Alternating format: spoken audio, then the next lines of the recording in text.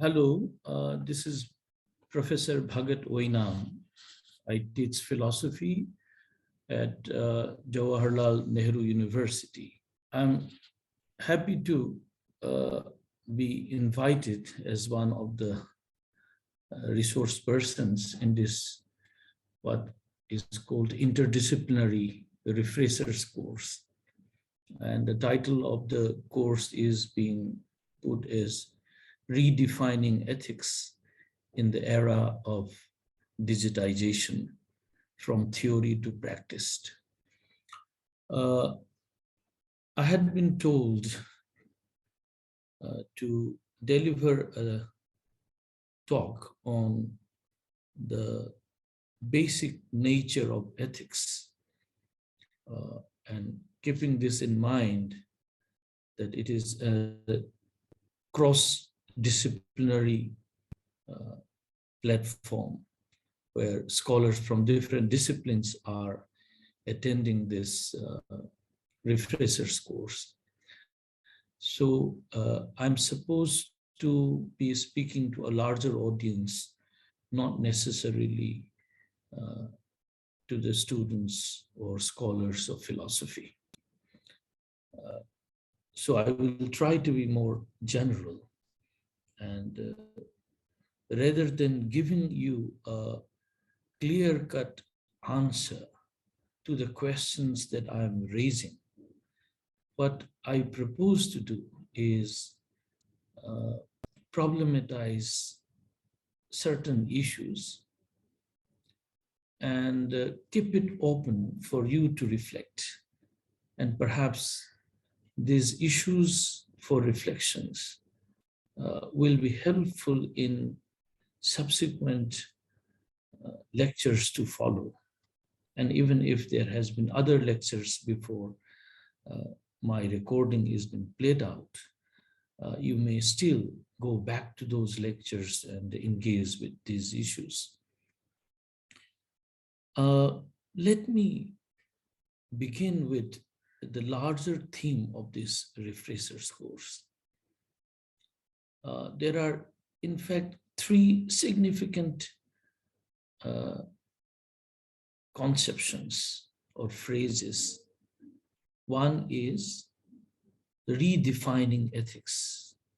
So the organizers seems to be of the view that perhaps there is need to redefine, to understand, re-understand what ethics is all about, which I'm not going to take it for granted. I'm going to raise questions on this. The second phrase that I can see is the era of digitizations. And we all know this phrase, era of digitizations, implies to the kind of knowledge explosion with continuous advancement of science and technology, particularly in the domain of the information science. We are coming to know more and more about things of which we were not very sure. So we are sure that the knowledge is ascertained, gained in various fields of our life. And we can speak with a lot of certainty what is called the truth about ourselves as well as the world. So the point is, with this certainty of knowledge expanding, do we also need to re-understand the very nature of ethics? That seems to be the larger challenge that the refreshers course is trying to flag off. And the third phrase that has been used is from theory to practice. It seems to suggest that perhaps the ethics, as we understand, was more towards the domain of theorizing. and perhaps there is need to go to the practice or to the empirical sides. That seems to suggest. But let us also take that this topic or the generic theme that is before us are not hinting towards an answer, but it is problematizing or hinting towards problematizing certain issues. So first issue that comes to my mind with this theme is that statements of fact, increasing knowledge about fact, or what we say, increase in the factual knowledge, does this amount to shift in our understanding of ethics? Or in other words, is knowledge about the facts necessarily leads to knowledge about values or knowledge about our judgments about the world, on the world? I need to clarify this a little more. In philosophy, there has been a great deal of debate between fact-value dichotomy. And the title of this refresher's course seems to hint towards this debate, though I shall take it up late in the later part of this lecture, but I'm just flagging off. The point is, the era of digitizations implies our increased expansion of the knowledge about the world, that we can more certainly speak the truth about the world more accurately, because it is the science that has expansion of the science that has enabled us to know with certainty more and more about the world. In other words, we know that science is a study that gives us verified truth about the objects of knowledge with certain sense of certainty. Of course, we know that science does not claim absolute truth. It claims conditional truth, that the knowledge that science provides us is true as long as it is not proven otherwise. Unless some other scientific knowledge emerges contra the existing knowledge, that knowledge which is already verified will remain so. That means that scientific knowledge or the knowledge that science claims are conditional. They are true under certain conditions. And scientists and science as a discipline is clear about that. It doesn't claim absoluteness of knowledge. Now, what science comes up, and by that definition, I am implying even to the social science and any disciplines of knowledge, in a very generic sense, I'm talking of science. What science claims is a truth about a state of affair. That is, about facts. Science studies natural facts, and science tries to arrive at certitude of knowledge about these facts. They verify it through different methods and arrived at, of course, under certain conditions, the truth about these facts. So appealing is this methodology of science, that when this method has been somehow imported to the understanding of social reality we coined the term social science. And the history I need not repeat before you. The whole emergence of sociology as a social science, Auguste Comte, Durkheim, and many others. Even the fact about the society, fact about social reality, is being termed as social fact by Durkheim. So the impact of science to understand the state of affair of factual world, knowledge about the factual world that science tries to gather, is knowledge about facts. Now, is this increasing dimension of the knowledge about the facts about the world going to give a change in the nature of ethical discourses? That is a challenge. And I said right before I start reflecting on this issue, that whether statements of fact generates shift in statements of values, or what you call value judgments. And this is not a new story. This goes back to David Hume, followed by logical positivist, and in recent times taken up by Hilary Putnam in his book, Collapse of Fact-Value Dichotomy. And this I have just flagged up. I will come back to this towards the end of this lecture.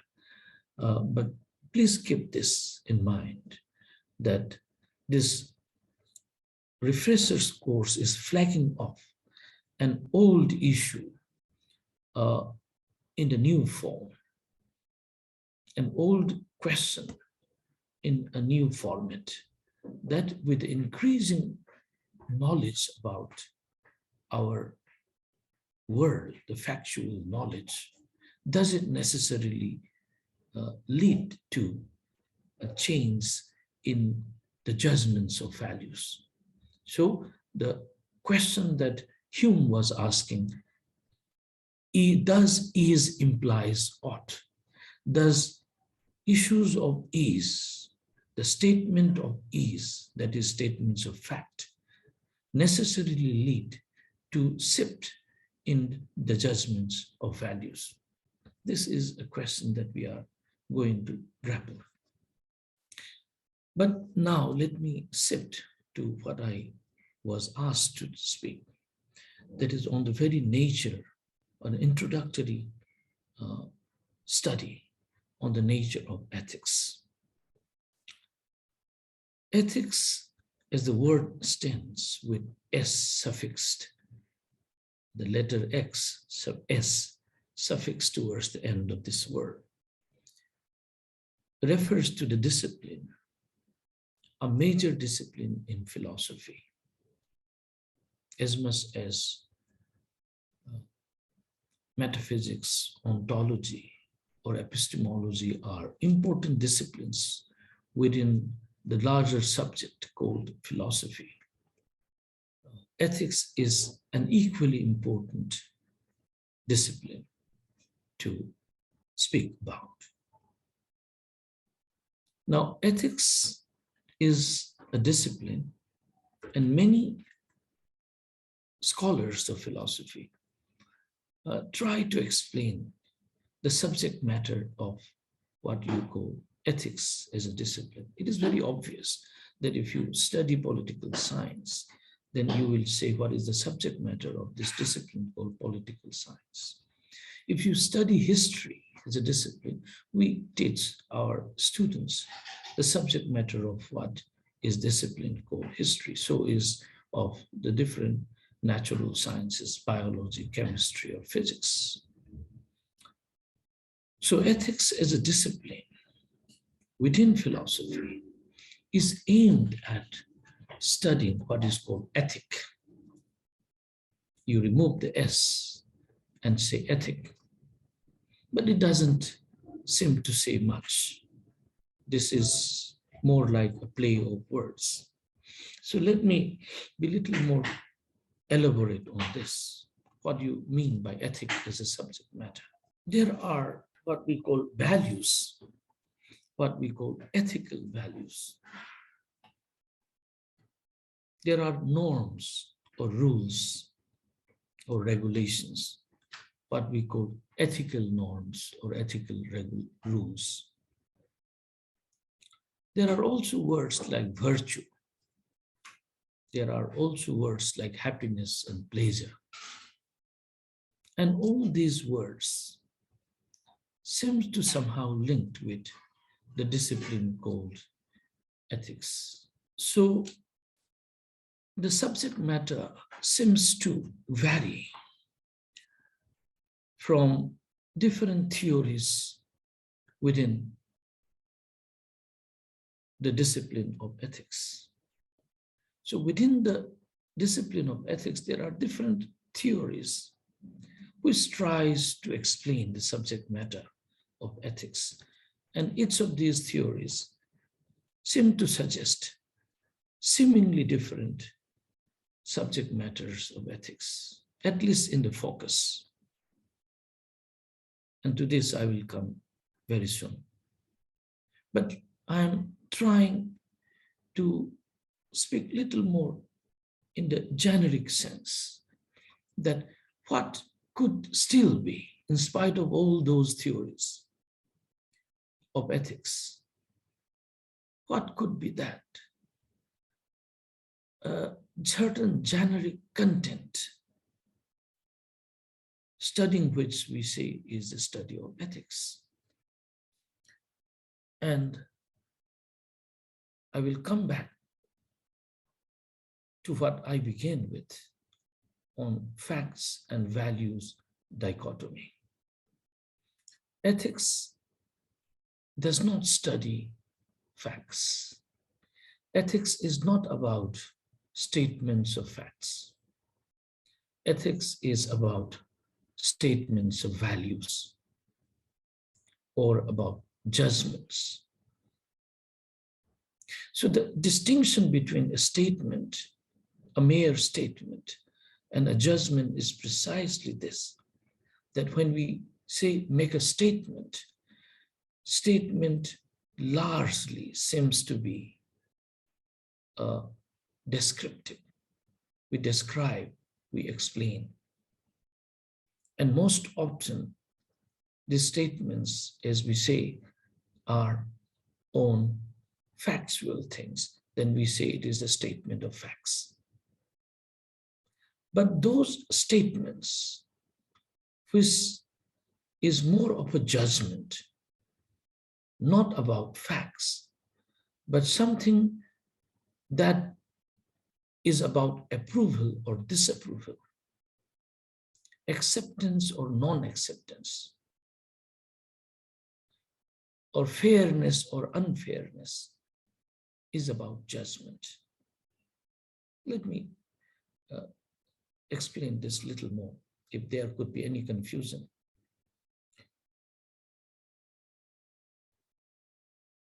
I say X is wrong, but I like X. X is, let me put it slightly differently, not the right word, not this, please remove the word wrong. Let me give the example once again. X is false. Statement X, let us put it a little more clearly. Statement X is false, but statement X is desirable. I would like the statement X to be true. Let us put this statement X in terms of a concrete example. If statement X could be explained as there is social justice in this a particular society. Let us not mention the society, it could be any society. So there is social justice in this society. I'm using the pronoun this society. And it is very difficult in reality to give a statement of fact about social justice as if there is no injustice in society. It is very rare and perhaps impossible to see in actual life a society which is completely free of injustice. So let us take that this statement that there is social justice in this society is false. A statement, factually speaking, is false because there are some injustices prevalent in any society that we can think of. But I can say that, well, even if this is false, I would like to cherish it. It is a desirable thing that there is justice, social justice in this society. So when I say it is desirable and I prefer, I adore, that means it is not actually a state of affair, but something that I desire to be. I want it to be. So the judgment of values are not about a state of affair, but about a possible state of affair. Something which is not yet, but we want it to be. Even though we know it is difficult, yet still it is desirable. It is for the benefit of all humanity, that there is social justice. There should be fairness in the society. So we say we ought to have social justice. So you can see a very clear distinction between the statement of facts and statements which are, I say, judgment of values. So ethics as a discipline is the study of values in a more generic sense. I say in the generic sense because I'm going to come very quickly to those theories within ethics which may not talk about values but something about something else when we talk about ethics. But in general, it is about something which is desirable. There is another point that I would like to add, which is yet again very generic. Look at this. What is desirable? Something which is not yet, but what we want it to be in future. Something which is not yet, but we want it to be. Now, what is this journey from what is not to what is something that ought to be, something which will be futuristic in one sense, is an event or an action, something that will happen. But in ethics, what we are studying is about human actions.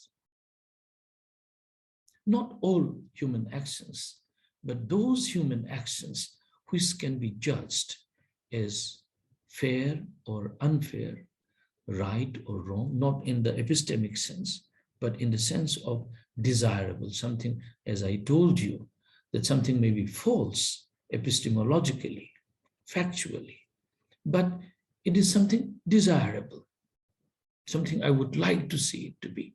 Even if it is false, we want it to be true. So, ethics is a study of human conduct, or conduct will be those actions which can be judged as fair or unfair, to be approved or not to be approved. So, those actions which can be either judged, or those actions which are guided by certain principles or values. Those are what we call as conduct and subject matter of ethics. Of course, I am familiar, and I'm sure many of you must have studied one of the 20th century, more recent, contemporary British philosopher, Jonathan Dempsey, whose very popular, well-acclaimed book called Ethics Without Principle is a counterpoint to what I am submitting. So this is also an interesting part of philosophy, that for every point, there is a counterpoint. So Jonathan Dempsey is of the views that ethics as a study need not have a priori values or principles before we perform an action or a conduct. But an action becomes conduct only when it is judged as right or wrong in the ethical sense, fair or unfair, approvable or non-approvable. Then we might say that it is what ethics is, but not necessarily an a priori presence of a value and principle. So I have submitted before you even a counterpoint to what I'm prescribing. So in philosophy, there is an endless debate, points and counterpoints to what one says. And I'm keeping it open before you that even what I'm saying could be a subject of scrutiny from other points of view. But having said that, I will keep it, almost affirm it before you, that ethics as a discipline is the study of human conduct and its associated principles and values, or an act of judgment of approval or disapproval, likes or dislikes. So I have broadened the canvas of the subject matter. I repeat, I have broadened the canvas of the subject matter of ethics by saying that first, the subject matter is more about a conduct, particular human actions, which we call as conduct. And associated with this conduct are the principles or the values which most often guide our conduct. And thirdly, those judgments which we pass on the conduct of approving or disapproving, accepting or not accepting. And this need not necessarily be a statement of truth and falsity. Let me make it very, very clear right at this point that ethics is certainly not a study of facts that, or a logical statement to that extent, which can be true or false. It can be acceptable, non-acceptable. It can be approved, not approved. It can be desired, not desired, but not epistemically true or false. That is out of the discourse of ethics. This is a strong claim that I'm making. Now let me come to more specific subject matter. I have told you in the generic sense about conduct, about principles and values, and about judgment that is passed on those conducts becomes the subject matter of ethics. But a closer look will reveal that since the ethics is a discipline that studies this broad subject matter, which I have just mentioned, different ethical theories project different subject matter. Not that they are contradictory to one another. They may complement, may not complement. But depending on the focus of the theory, the subject matter seems to get determined. And let me present this before you.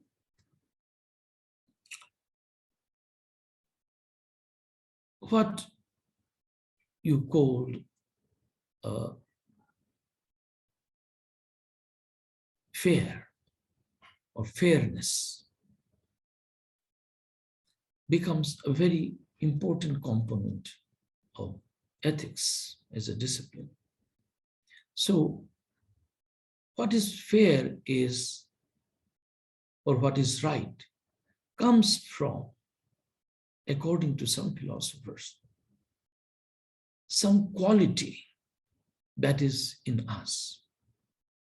They may be partly given to us or partly inculcated, depending upon the theories that projects. And what is inculcated or what is inborn is called virtue. So if we possess virtue, then we will perform a good conduct.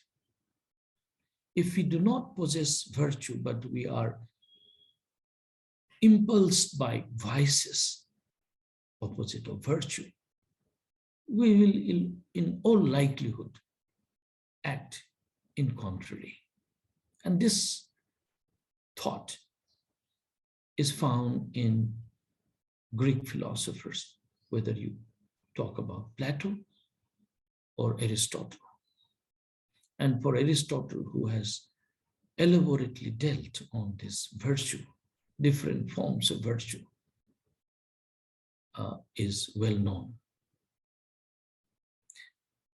I shall not go into specific theories in detail. That is not my mandate in this lecture. My job was only to bring before you, in a nutshell, a larger picture of what ethics is all about. We also know that what is desirable or good as a subject matter is to be understood in terms of maximization of happiness for a maximum number of people. That means that what is good or desirable must not be only of an individual, but for a larger community. So what helps out in terms of fairness for a large number of people or larger population in a society, that should be considered as good. And ethics will study that. And the study comes out with the theorizing that maximum happiness for the maximum number of people. And we know about utilitarianism and so on, who have studied or who have introduced these theories. Now, you also find the deontological theories, which looks at the ethical, not in terms of values or virtues, but in terms of norms. In terms of norms or rules. And we see that what is good will be rationally explainable as good. And we know from Immanuel Kant that goodness is unconditionally good. So what is considered as good, a subject matter of ethics, what is desirable as a subject matter of ethics, is unconditionally desirable. Something that is desirable must be not under any compulsion, not under any given circumstances, but by its own rationale. What is desirable will remain desirable. What is good will be unconditionally good. So that will be rationally governed. So it is all about a norm or a rule that is governed by reason, which will explain what is good or what is desirable, not by other considerations. So this comes up as another theories of talking about ethics. And the subject matter does not talk anymore about virtues, but it will talk about goodness, rationality, and unconditionality, and universalizability. So you have a different focus on what is called desirable, depending on the theories that comes to explain the subject matter. And then you also find this Greek philosophy being revisited once again by many uh, who are called care ethicists, feminist ethicists, or what do you call uh, post-Aristotelian virtue ethicist, where virtue is revisited once again as a core subject matter of the ethics. So what we need to study is the nature of virtue. And it is in this nature of study of, it is in the study of the nature of virtue that the entire discourse of conduct, the entire discourse of desirability will all pop up. So that is another form of theorizing that we can see. So all that I'm submitting before you is there is a complexity on the very stratum in which the subject matter of ethics can be seen, or the way it has been displayed by different ethical theories. In other words, different ethical theories explains ethics in terms of their reading the subject matter from different perspectives. And since these subject matter are seen or explained or described through different perspectives, the language that is being used to explain what I said in generic sense as conduct or desirable get focused through different terminologies, either in the form of virtue, in the form of values, in the form of norms, conduct, and so on and so forth. That is what I'm submitting. Now let me come back to what I began and promised to come back towards the end of this lecture or the second half. So far what I have done is to tell you the multiple possible explanation or narrative of what is ethics. There is no one agreed theory on ethics. What is ethics itself as a discipline? Different theories come up to explain the nature of what is called ethical. And that is what I have described right now, briefly.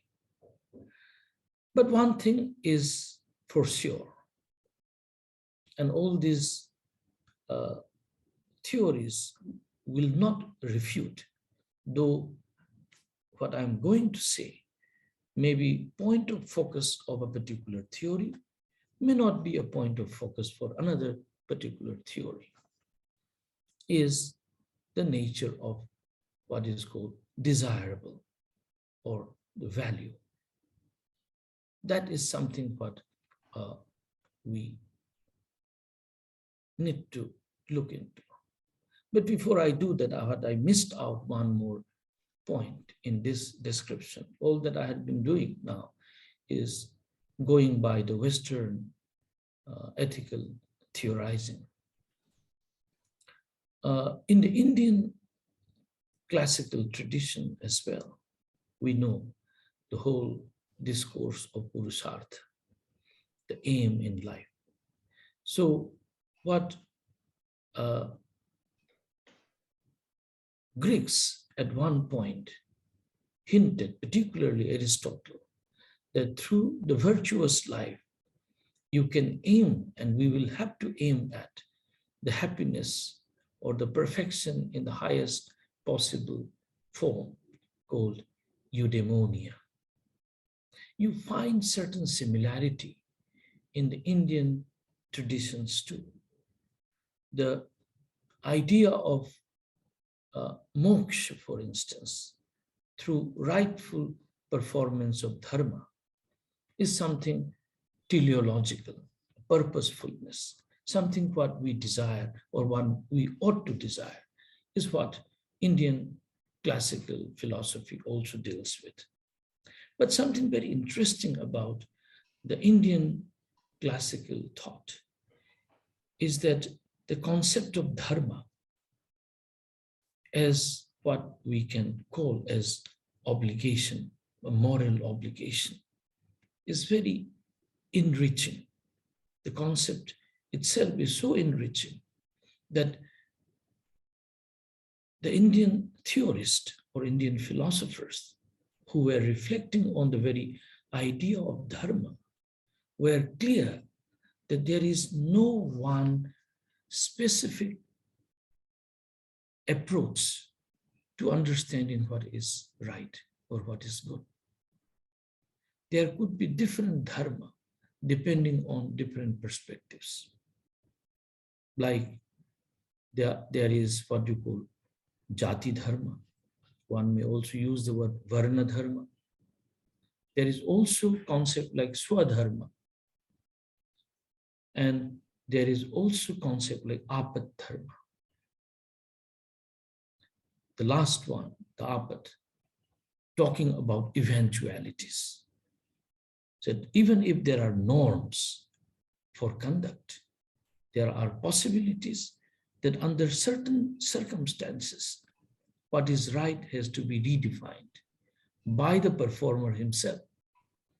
So the Indian ethics, classical Indian ethics of dharma, built on dharma, the concept of dharma, seems to acknowledge the multiple dimensions or multiple approaches possible to understand what is good, what is desirable. We may give theoretical explanation, but it is only within a context where one really lives an existential life. And it is within that existentially experienced life that you decide, take a choice to perform a conduct, a rightful action as one thinks fit. So it is not about a theories a priori determining your conduct, but only a guideline. And your conduct is exercised and decided at the moment when one performs that action. This is what is, if I have to speak in a nutshell, Indian classical ethicists were articulating, seeing the multiple dimensions, complexities that resides with the conception of fairness and desirable.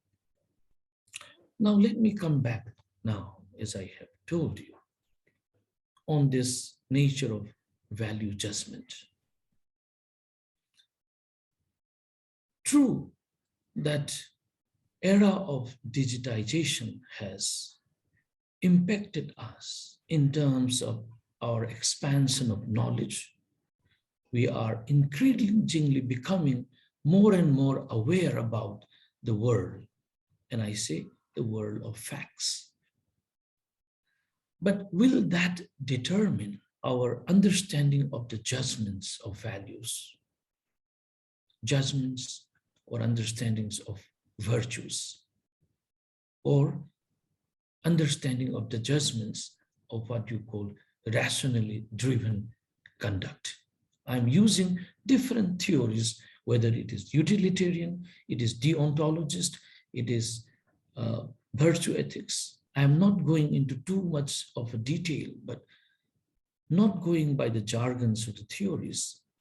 All that I'm submitting is a simple question that will our increasing knowledge, this is what I began with in today's lecture, that with the increase in our knowledge about the facts about the world, is it going to necessarily hamper?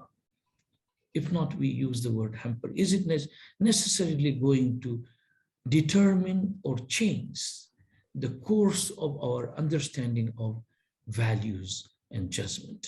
Now, one thing is for sure, that ethics is not all about theorizing in abstraction.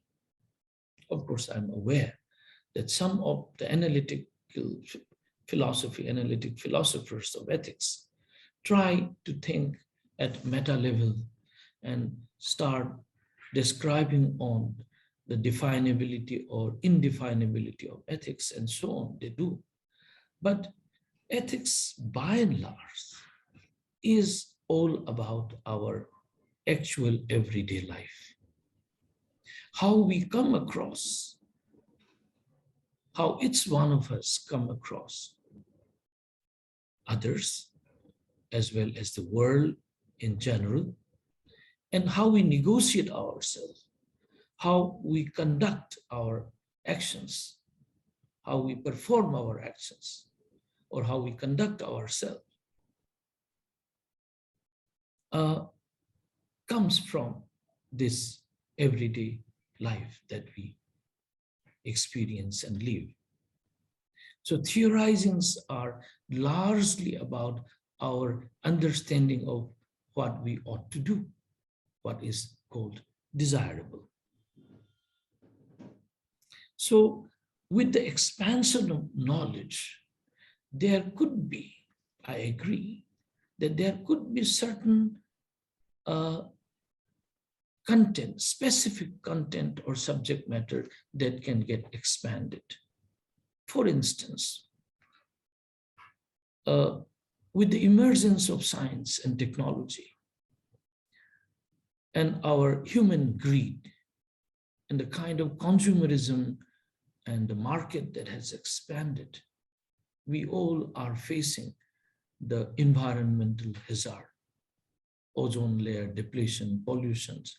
So we need not mention, all of you know about this. So perhaps nowhere in human history, this destruction of environment has not been witnessed in that way. So is the case of our dealing with our body and also extended body, right to life of a fetus. Now that science has progressed, biological science has progressed so much that we can abort an unwanted fetus to be born.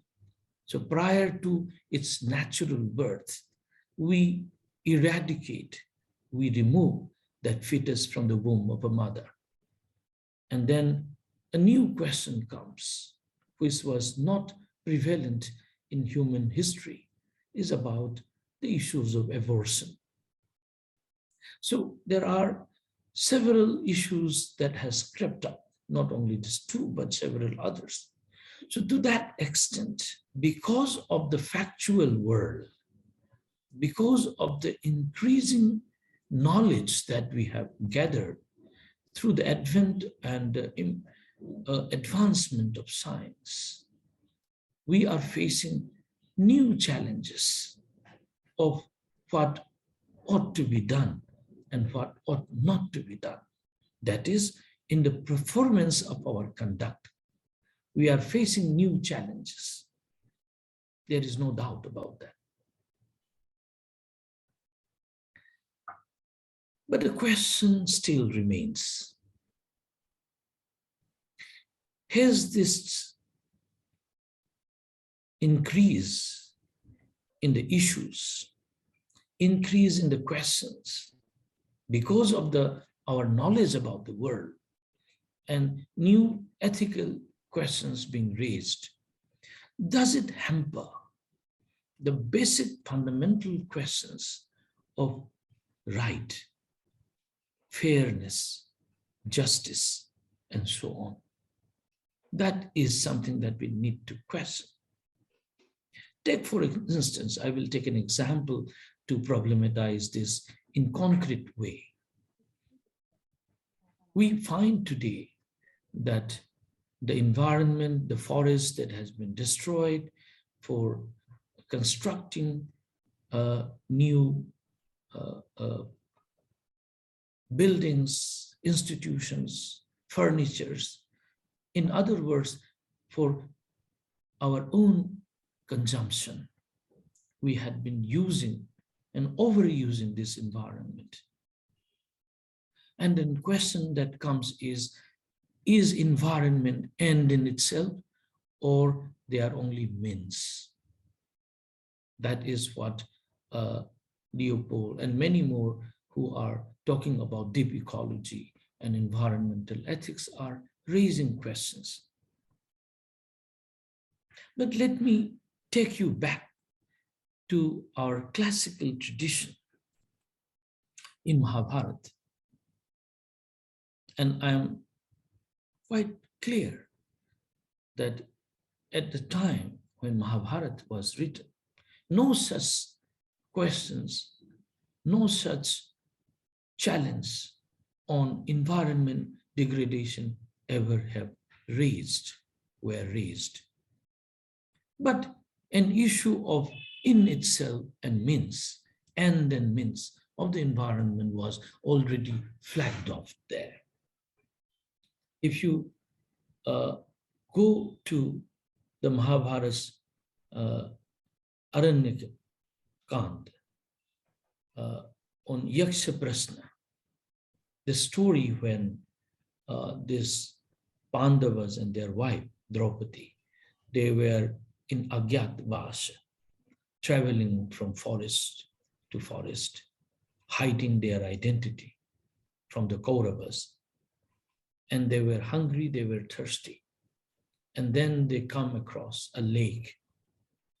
And so thirsty were these people, they rushed to the lake and drank the water, in spite of Yudhishthira asking them not to do it, but to wait. And then you know that all of them fell death. And the Yaksha emerges. And here it is the deity who is the owner of or custodian of the forest. And the whole question of ownership is being raised here. That do we own the nature? Or nature, it is an end in itself? Similar such questions are being raised in many indigenous thought. Like, for instance, in Arunachal Pradesh, there is a concept of a goddess, the primeval female, primeval force of nature, what we call God, is a female form, Nenopedo. And it is believed that it is in the womb of this goddess, the primeval female spirit, that all living beings were born. So animals, all forms of animals, including humans, comes from the womb of that mother goddess. So the point that I'm submitting here is that the humans are not the central figure, but are only a part of the larger cosmos. And that creates a different forms of values. So all that I'm submitting before you is, even if the knowledge about the world has increased and led to new questions, new ethical questions, but as you deal with these questions, you have to fundamentally deal with certain foundational issues or values.